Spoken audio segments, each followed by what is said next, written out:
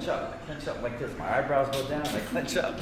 I gotta try to intimidate. Come on. No, I got. Hold on. You guys have to go to the bathroom? Do we look tough? You look like you have to go to the bathroom. That's what they think about that. There are just too many commercial loan brokers that don't have a damn clue of what they're doing.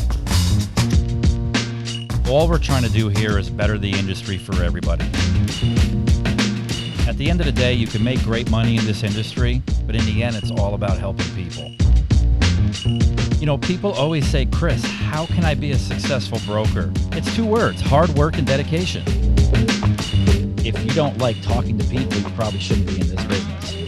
Hey everybody, welcome back to Entrepreneurs in Finance, and this is a very, very special episode. It's actually full circle for me. I am proud to introduce this champion of champions, as I call it, Sugar Ray Leonard. Welcome. Thank you, Chris. This is an honor for me. I'll kick it off because I had some adversity in my life, and I did some research, and I know you had some adversity as well, but I got to tell you, the last time that, the reason this is full circle is because I remember watching with my father. He boxed, he was in high school, college, but he recently passed in May, and one of the favorite things we used to do is watch boxing. And I remember watching the fight here at Caesar's Palace with Hitman Hearns, right? Thomas Hearns, and it was, so here we are today. It's like, it's an honor for me. Well, thank you, man. This was my second home. Right. Caesar's Palace. Mm-hmm. A lot of my significant fights were held here. Yeah. So this is like, for me, it's full circle. So I can't tell you how much I appreciate you coming on here and talking business, talking sports, and everything else in between. The first question I want to ask you, and I've asked a lot of athletes this, do you believe you can teach motivation? Can you teach motivation, or do you think you either got it or you don't? Teach motivation. Yeah. You can give motivation. Motivation is within. Mm-hmm. From my personal standpoint, Mm-hmm. it's within. You have to really, really want it, whatever that is. That's a very complicated or tough question. It is, yeah. And so, my perspective, and again, a lot of entrepreneurs watch this channel, a lot of finance brokers and bankers, of which you're going to be talking to here in a little bit. I always come from the angle, I'm very curious to ask motivational speakers this question because, I think you either have it or you don't. Doesn't mean if you don't have it, it doesn't mean you can't get it, but there has to be something deep down inside to propel you to keep wanting to excel and overcome rejections, I personally believe. But, so it's interesting hearing that from your perspective, because obviously you've come over a lot of rejections in your career, right? Mm-hmm. But I think motivation keeps us, there has to be something deep down inside that fire to keep going. You know what, Chris? I feel that it's like dreaming the dream. It's your dream. Right. I mean, if you want it that bad, you will go through anything to get it. Right. When I was doing my running, jogging, whatever, Mm-hmm. I did more than the other guy. I did it. In other words, if he did 2 miles, I did 5 miles. I always felt that way. Right. Sometimes it was wrong that I, elevated it, my workouts and then whatever. Right. But it worked. It worked. It worked for me. It worked for you. Yep. Yeah. And that's what I want to kind of transition to. I mean, you've had a fabulous career, legendary career in my mind. Talk to me about the transition of and how similar being an entrepreneur and being a world champion is. Talk to me about that transition. Going from championship fighter to now entrepreneur, and how similar they are. The similarity is the fact that it's you want it, and then it gets good, Mm-hmm. then it gets better, then Mm-hmm. it gets great, then it gets enormous. Right. I mean, it's that way. My career started off, when I was like 9 years old, Mm-hmm. and I remember this like it was yesterday. I remember putting those gloves on, and I was boxing this guy, and this guy hit me in the nose. And I said, "That's it, I'm done." So I have a history of retirements. So I quit. I came back when I was like 14. So I had a better understanding of being punched in the nose. Right. Whereas as a kid, for me, I didn't like it. I found boxing, or boxing found me, or we found each other. Right. Because again, I am so opposite, Chris, of what I used to do. Mm-hmm. In that ring, I was like, you know. Yeah. But outside the ring, I was kind of a little shy and was sociable, if that makes any sense. Yeah. And I don't know, man. And when I first met my lovely wife, she said, "I can't believe you were a fighter because you're so soft." She called me soft. But, Yeah. I just accepted. You accept it. You own it. You own it. Yeah. I accepted. And that brings me to another point. And I'll start out with this. I know you know this, Roberto Duran, right?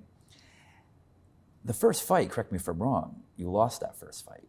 Absolutely. Okay, so as entrepreneurs, right? As entrepreneurs, they're not all wins. I mean, I know for myself, I failed probably 5-6 times before I founded the right company and, kept going and persevering. So what fascinates me is you lost that fight, but then you came back, right? And so you didn't let that, the thing I loved about you is you didn't let retirement phase you, because you came in and out, right?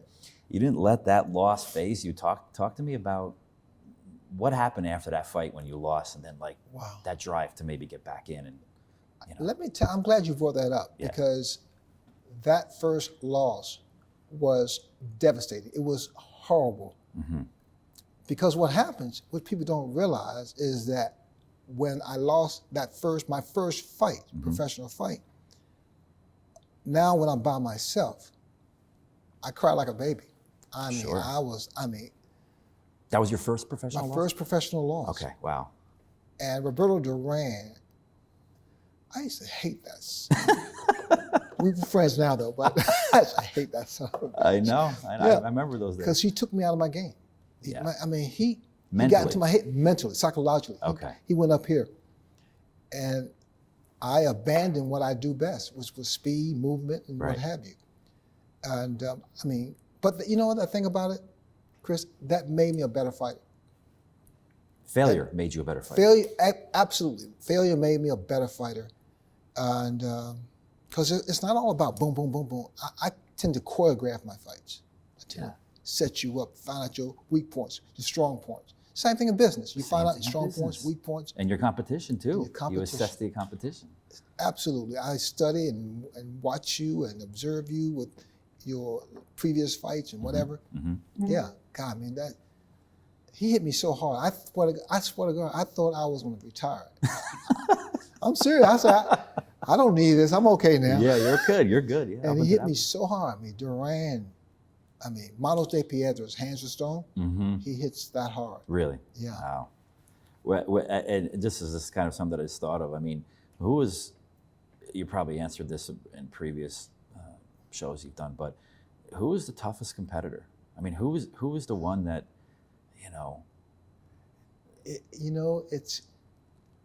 It's hard to outright say Tommy Hearns or Hagler Duran. Right.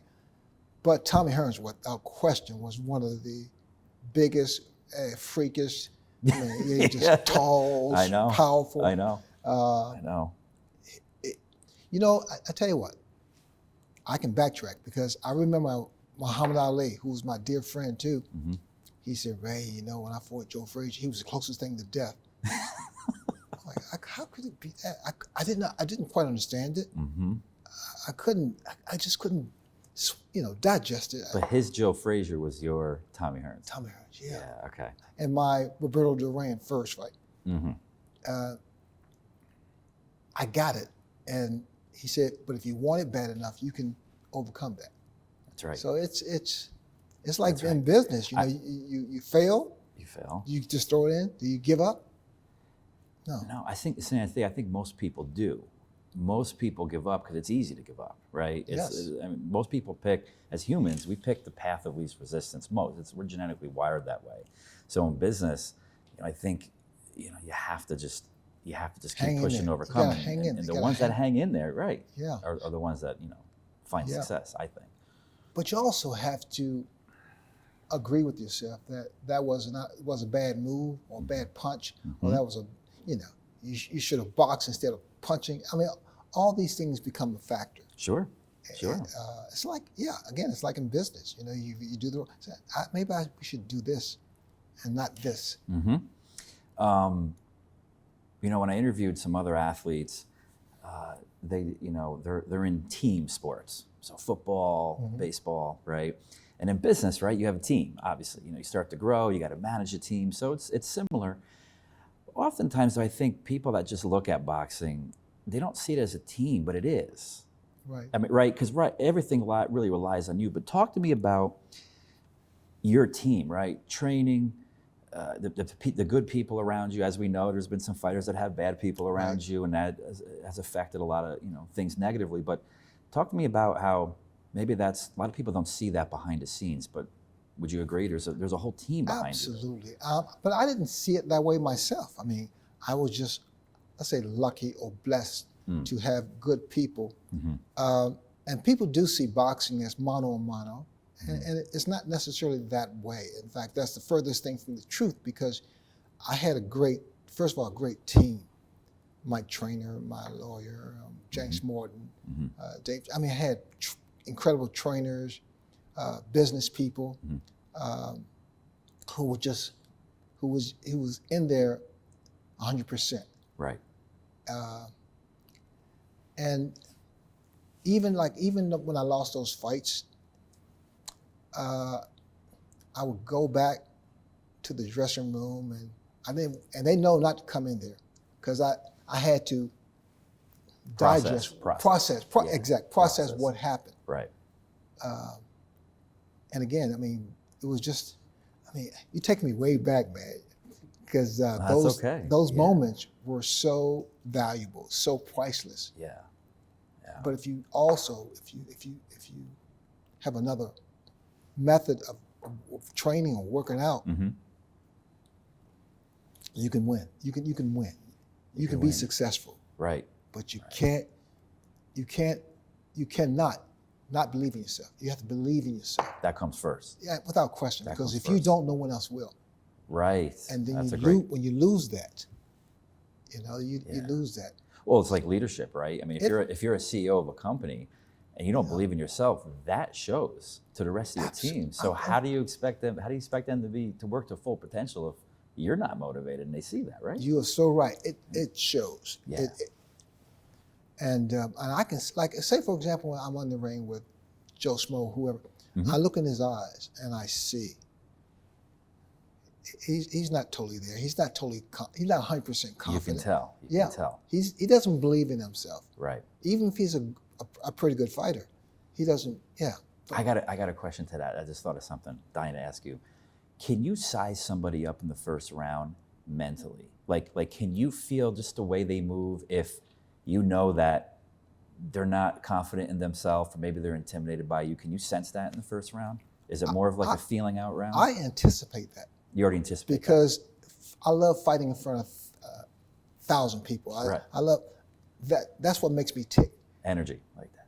Yeah, and that fighter who's going to face me, if he can't stay composed, composure is also valuable in every aspect of life. Sure. You got to be calm. You can't freak out. And I see it in their eyes. Like I see it in your eyes. Good or bad? That's good. Good. All right. No, you have a positive. Good. No, Good. But yeah, but I can read that Yeah, you can read it and feel it too. and you can feel it. Yeah, it's that intuition. It's that Right. intuition. It's intuition. Yeah. How many? Oftentimes, do you feel like your team? We're going back to team here. The team is always good when you win, right? But when you fail, I think that really, it's where it's really the true nature of your team show, right? I mean, when you win, everybody's happy, but when you fail, Oh, this is great. yeah, go. This took place in my corner a number of times. Who was calm, collective, and okay. Like when I fought Tommy Hearns and I was losing the fight, Angelo Dundee didn't yell or anything. He said, "You're blowing it, son. You're blowing it. You're blowing it." He said the proper words. He said the proper things that made me understand. I didn't have, he didn't have to say anything else. Right. When he said that, I knew that I was losing the fight with Tommy Hearns, the first one. But he was composed. He composed. He wasn't freaking He said, out, "You're going blowing-" crazy. It was the perfect soundbite. He said, "You're blowing it, son. You're blowing it," and You knew what that meant in terms. oh yeah. The thing about it, Chris, all fighters know when we're losing. We know that. Right. Automatically, we know that. Internally, we know that. But it's up to us to pick it up. Switch gears. Switch gears. Switch gears. I like that. Switch gears. Switch gears. I'm a big car nut, so I collect cars. Switch gears. Okay. Switch gears. Yeah. I think also too when I at least I look at your career, your record, your boxing record, right? 4 losses, and it's not about the loss. It's about how many wins you have. I mean, really, if you look back, I mean, it's I think a lot of boxers are, well, there's not many, right? I mean, maybe Mayweather, flawless record, but I mean, do you think a lot of boxers get caught up in those losses? Like when you get that first loss, obviously that hurts, Right. right? And then maybe when you lose 2-3 times, but do you still feel that way? You look back at your record and you're like, and obviously to me it's successful, but do you feel that way? No, I actually feel I don't feel good about losing. Right. But I've learned something in life. I mean, and not just in boxing. This carries me through business, through dealing with my teenager. We share that. I have a teenager. I'm still working on that though. Yeah. But no, I mean, does it hurt? Right. It did at the time, but now that's why I am who I am, Sure. because of my partial defeats. Because it made me a better person, a better individual. Now it comes time to the the section here where we want to give our viewers just maybe ask you some questions that they normally wouldn't know. So the question always comes up when I interview people: what's something that, I mean, a lot of information is public, meaning people watch your fights, but what's something, if someone didn't know who you were, what's something that they wouldn't normally know about you? It could be anything, a thing that you're into, maybe a hobby. We obviously know you're a world champion. Yeah. Well, I was sexually abused by one of my trainers, Okay. and without mentioning his name, it nearly took me out of here. I mean, the fact that I was like around 14, maybe 15, but I didn't tell my mother or father. I didn't tell my wife. My wife didn't know it for a long time until I revealed it. I mean, I kept it to myself because that to me was like something. A weakness? Do you think it was perceived as weakness if that happened? Well, yeah, because I'm a fighter. You know, I'm a You're a champion. I mean, Golden Gloves. Yeah. Because it happened way before the Olympics. But I guess for some reason I fed off that. I fed off that in the ring because I didn't want that person to come back again. But then again, I had to be careful not to get too deep, and I would get deep sometimes. That's a deep subject for sure. Because as I got older, and when I started drinking, I drank so much that I became an alcoholic. So it's, I mean, these things, I would say silence is, it can be, I don't want to say it, but sometimes it can be fatal. Sure, absolutely. Silence. We all know you people gotta that talk. People, so many there are so many people that love us and love you, that you have to let go. You have to let go. You have to let go. You have to let go. Reveal. And you probably took that traumatic experience, but translated it into maybe positive, right? Like you said, you're in a ring and you're like, you don't want that guy to come back. Like, so it's interesting how part of it, you maybe fell into some negative stuff and you overcame that, but part of it you use it as a benefit to kind of propel you, Yeah. right? Motivate you. Well, yeah, and the fact that I can talk about the sexual abuse, like, no, I don't want to say no big deal, but I have the spirit and the soul to now talk about something that helps others. That helps others, right? Well, that's a beautiful thing. Yeah. I'll share just a quick experience, and I feel like the need to tell you because it's a similar path. So, part of my childhood, I grew up in a shelter, and the cleanliness of the shelter was not clean at all. And so what it goes back to full circle of motivation. When I asked you before, what motivates me in business is I went to think about it. I was 8 years old. I'm sitting in class, and I felt something in my shoe, and I was at the front of the class, and all these kids were behind me. I went to public school, and it wasn't really a good school, but because I grew up in an impoverished environment. But I felt something in my shoe, and I thought it was a rock. And so I go, take my shoe off, and I go like this. 2 roaches jumped out, scattered, and the whole class. The class is like it's freaking out. All the girls are freaking out, and that year was a tough year because everybody picked on me because of that. Right? That's the dirty kid. Right. That's Yes. And for me, I never forget that. So it doesn't matter how much money you make or how successful you become. Similar in boxing, you can't be complacent, right? And I think that's what, for me, that's my burning drive. Even though I never want to get back to that place. Even though it'll never happen, chances are, right? It'll never happen. But that's what keeps me driven. And I didn't admit that, God, until probably 5-6 years ago. Yeah. Admit it to people that I'm close with, because it's an embarrassing thing. I appreciate you sharing your story. Well, Chris, I've experienced those roaches too. Okay. I mean, Yeah. and I didn't talk about it, and it's good to hear. Whenever I hear someone else talk about pretty much the same thing, it's like, wow, that's great. We're all going through the same thing. We're going through the Just same a little thing. different story. Yeah. Different story. Yes. Different story. There are a lot of entrepreneurs that watch this. What's kind of your best advice, if you can, you'd give to an entrepreneur, particularly starting out in business? And as we know, they encounter a lot of failures. But you've been around the block more than once. What would be a good message for people watching this? Well, one thing that's always the case is like people tell you what you can't do. If you say, I have this project, I have this business that I want to do, they'll tell you that you can't succeed, that you can't make it. They'll tell you because they can't do it. You with me? I feel you. I totally feel you on that. They would, And is that, you think that's because like, if you do make it, they're going to feel worse about themselves? So it's almost like they're hating. They're hating on you, right? Oh yeah, there's a balance of hatred, and people tell you what you can't do. Don't ever, it's hard because they emphasize how you can't do this because of this or because of that.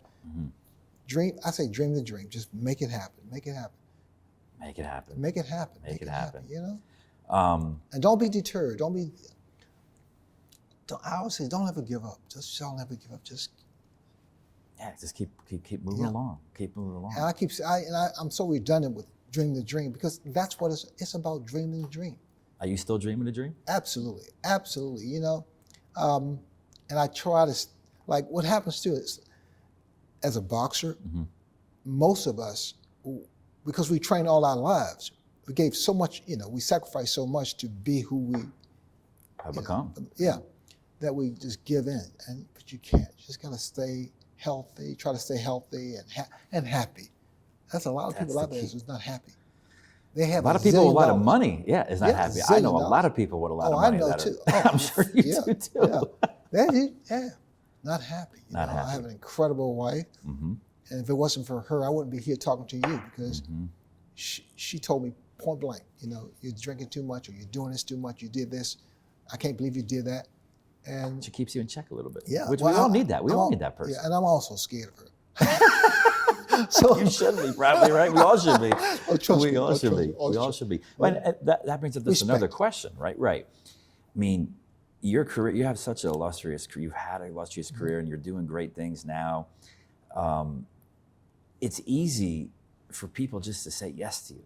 Like, right? Like, in other words, did you find in your career there was nobody to check you? Were there at times where it's like, man, you're sitting next, you're as good as Jesus. I mean, you're the man. And you bring up a wife or a good partner, right? How important is that for just somebody to skip all the bullshit and skip all the titles and the wins, to say, hey, you're not doing, hey man, you got to check yourself. You're not doing this. And Chris, sometimes I go there and my wife is like, oh, you're just talking about you now, right? She'll call you out. she called me out, man. and if I don't want to hear that, I get a little, short tempered. Oh, sure. Oh, yeah.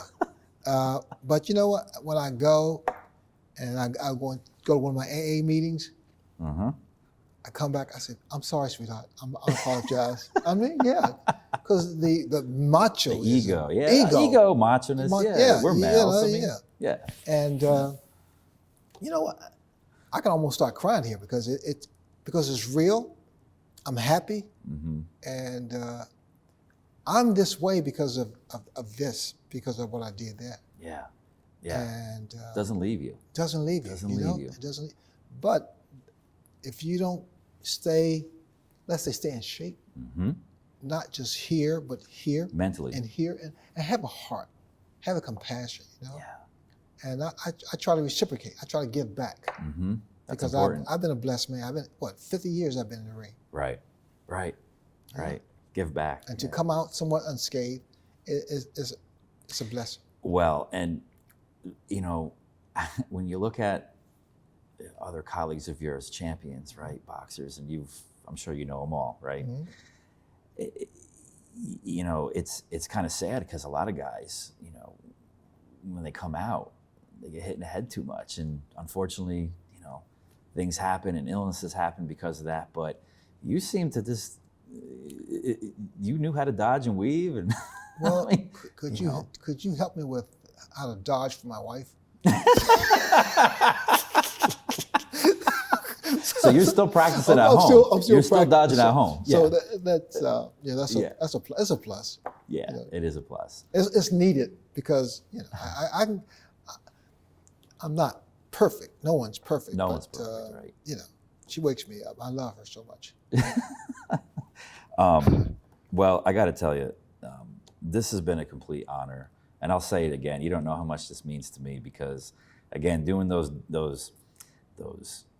when I say those dark days for me, the highlight was to watch you, and it was to watch you with my father, who recently passed, and he passed in May. And if he could be here today, to know that I'm interviewing you, it's a big deal. God bless, man. You know what? Because we watched that fight. I was born May 17th.